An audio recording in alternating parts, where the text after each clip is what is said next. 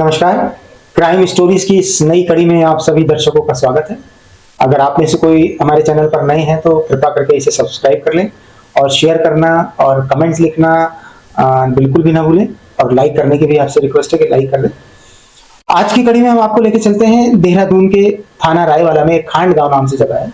यहाँ पर दो भाई रहते हैं, एक दीपक नेगी और एक उनके छोटे भाई जितेंद्र नेगी। जितेंद्र नेगी की धर्मपत्नी का नाम है सोनी और दीपक की धर्मपत्नी का नाम है अमिता। ये चारों एक ही घर में रहते हैं, बच्चे बच्चे हैं इन लोगों के। 10 मई 2022 की बात है, लगभग रात के 2 बजे आए थे। सोनी आराम से सो रही थी अपने बेडरूम में, छोटे भाई की बीवी और छोटा भाई। तभी उनके बेडरूम पर कोई खटखटाता है, बहुत जोर जोर से खटखटाता है। तो सोनी की आंख खुल जाती है। सोनी सोचती है इस वक्त कौन रात के 2 बजे दरवाजा खटखटा रहा है। ऊपर से उधर चीखने चिल्लाने की आवाजें भी आ रही। तो आवाज सोनी ने पहचानी, ये उसकी जेठानी अमिता की आवाज थी। तो उसने सोचा ना मालूम क्या हो गया है, और वो किसी अनहोनी की आशंका के चलते उठी बदहवासी और उसने दरवाजा खोला, पूछा क्या हुआ भाभी। तो अमिता परेशान हाल चीखते चिल्लाती अंदर आई, रोती हुई। बोली कि पता नहीं तुम्हारे भाई को क्या हो गया है, रात को अच्छा खासा खाना खा पी करके सोए थे और अब उनका शरीर सुन्न पड़ गया है, ना बात करते हैं, ना बोलते हैं, ना हिलते हैं, ना रिएक्ट कर रहे हैं, ऐसा लगता है उनको हार्ट अटैक हो गया है। सोनी ने फटाफट अपने पति जितेंद्र को नेगी को उठाया और कहा कि चलो चलो जल्दी चलो, भाई साहब को कुछ प्रॉब्लम हो गई है। दोनों अमिता के बेडरूम में जाते हैं, वहां जाकर के देखते हैं कि दीपक नेगी बेसुध पड़ा हुआ है, उसकी शरीर में कोई हरकत नहीं हुई है। और पूछते क्या हुआ भाभी। तो अमिता कहती है कि मुझे तो लग रहा है इनको हार्ट अटैक हो गया है। तभी सोनी नोटिस करती है कि दीपक के गले पे कुछ चोट के निशान है, चेहरे पर भी चोट के निशान है। जितेंद्र भी ये देखता है कि कुछ निशान है।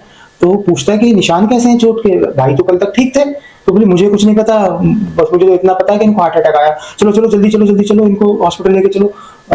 बस वो अमिता यही कहती रहती है, जिद पकड़ लेती है कि फटाफट हॉस्पिटल लेके चलो, फटाफट हॉस्पिटल लेकर चलो। अब बहरहाल ये लोग भी चाहते थे कि हॉस्पिटल जाए, लेकिन इनके मन में बार बार शक वही हो रहा था कि कुछ इसकी इनके दीपक के शरीर पे चोटें कैसी हैं, गले पर चोटें कैसी हैं। बहरहाल खांडगांव से जो ऋषिकेश का एम्स हॉस्पिटल है वो 18 किलोमीटर दूर है। इन्होंने दीपक को गाड़ी में डाला और एम्स ले गए। वहां डॉक्टरों ने देखा चेक वेक किया और दीपक जो 34 वर्ष के थे उनको मृत घोषित कर दिया। बोले कि भाई ये तो ब्रॉड डेड है। अब डॉक्टरों ने भी ये चीज नोटिस की कि जो दीपक के गले पर कुछ चोट के निशान है, उसके चेहरे पर हाथों पर भी चोट के निशान है। लिहाजा हॉस्पिटल वालों ने पुलिस को सूचित कर दिया कि ऐसे ऐसे केस आया है और हमें शक है, आप आइए। तो पुलिस वहां पहुंची और पुलिस ने देखा, पूछताछ की। पुलिस को भी ये लगा कि हाँ भाई ठीक है, हार्ट अटैक आया तो हार्ट अटैक आता है, लेकिन उसमें किसी के गले पे कोई चोट तो लगती नहीं, हाथ में भी चोट नहीं लगती, और परिवार वाले कोई संतोषजनक जवाब भी नहीं दे पा रहे हैं कि ये चोटें कैसे लगी। बहरहाल पुलिस ने डेड बॉडी का पंचनामा बनाया और उसको मॉर्चरी में भेज दिया पोस्टमार्टम के लिए। अब पुलिस अपनी छानबीन में और तफ्तीश में लग गई। अब पुलिस को पता था कि पोस्टमार्टम की रिपोर्ट 4-5 दिन लग जाते हैं आने में। तो पुलिस ने सोचा क्यों ना जब तक इसकी पोस्टमार्टम की रिपोर्ट आती है हम अपनी कार्रवाई जारी रखें। तो पुलिस ने सबसे पहले तो अमिता की कॉल डिटेल, यानी जो दीपक मरे थे जिनकी डेथ हुई थी, उनकी पत्नी अमिता, सोनी की जेठानी, उनके फोन की कॉल डिटेल निकलवाई। उसमें भी 1-2 दिन लग ही जाते हैं। कॉल डिटेल की रिक्वेस्ट की पुलिस ने। और दूसरी तरफ एक टीम को इन्होंने सादे कपड़ों में इनके मोहल्ले में भेजा ताकि ये आसपास के लोगों से बातचीत कर सकें और इन लोगों के पति पत्नी के रिश्ते के बारे में पुलिस को अंदाजा हो सके। पुलिस ने मोहल्ले वालों से तफ्तीश की तो जो सच निकल के आया वो इस तरह से था कि दीपक शराब पीने का आदी था, वो शराबी था। दीपक की शादी अमिता से 2014 में हुई थी और इनके 2 बच्चे हैं। दीपक ने एक सत्येंद्र नेगी नाम के एक ठेकेदार हैं, कंस्ट्रक्शन ठेकेदार हैं, उनको अपने घर में काम करने का 31 लाख का ठेका दिया था। और ये सत्येंद्र है, ये आर्मी से रिटायर्ड है। 2013 में आर्मी का जॉब छोड़ करके यहाँ आ गए थे और इनकी पहली पत्नी गुजर गई थी तो इन्होंने दूसरी शादी कर ली। ये सत्येंद्र के 2 बच्चे हैं और ये कंस्ट्रक्शन ठेकेदार का काम करता है। तो दीपक ने इनको अपने घर में कंस्ट्रक्शन का काम दे रखा था। अब दीपक का जो घर में आना जाना था तो धीरे धीरे सत्येंद्र की और अमिता की नजदीकियां बढ़ने लगी और जब भी मौका होता वो दोनों आपस में मिलते, बात करते, नजदीकियां दोस्ती में बदली, दोस्ती शारीरिक संबंध में बदल गई। और जब भी मौका होता, दीपक घर पे नहीं होता, अमिता अकेली होती, तो सत्येंद्र जी जो है वो पीछे से आ जाया करते थे और अपना बैठ के जो भी उनको करना है वो किया करते थे।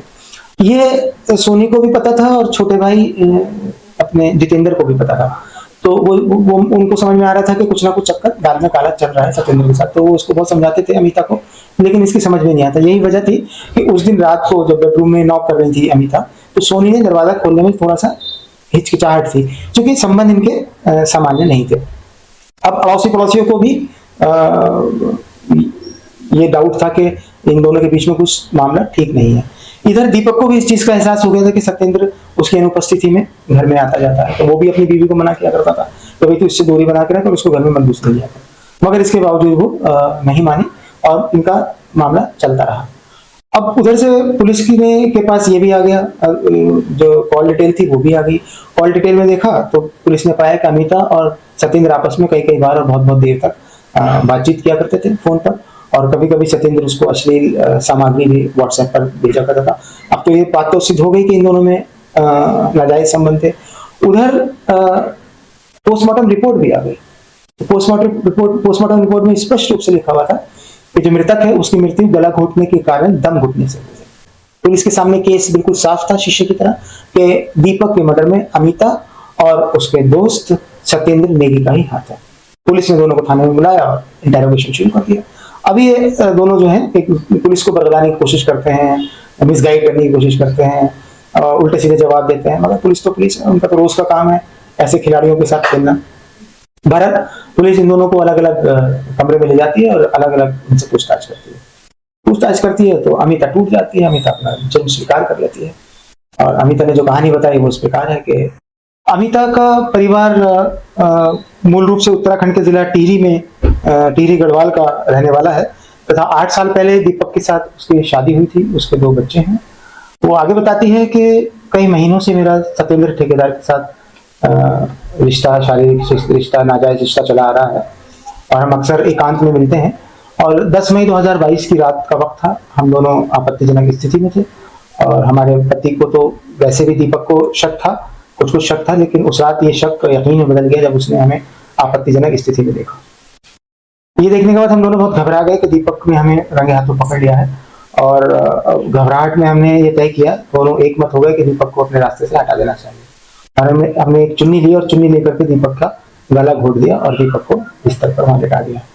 और अपना पक्ष मजबूत करने के लिए मैं ठेकेदार तो चला गया, मैं अपनी जेठानी सोनी के कमरे में गई और वहां जाकर उन दोनों को लेकर के आई और कहा कि भाई इनको हार्ट अटैक हो गया है और इस तरह से हमने अपने दीपक जी का मर्डर किया है। उधर जो सत्येंद्र ठेकेदार था उसने भी, जब अमिता ने कबूल कर लिया तो उसके पास कोई दूसरा चारा था ही नहीं, उसने भी अपने जुर्म को कबूल कर लिया और पुलिस ने इनको जेल भेज दिया।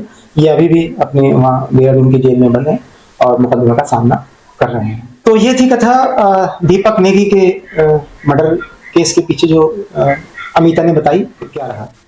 उम्मीद है आपको ये कहानी पसंद आई होगी और वही जो सिलसिला है आपसे आग्रह कि हमारे चैनल को सब्सक्राइब करें, लाइक करें, शेयर करें और ज़्यादा से ज़्यादा लोगों को बताएं ताकि हम अपराध को होने से बचा सकें, लोगों को अवगत करा सकें कि हर अपराध का परिणाम बुराई होता है। नमस्कार।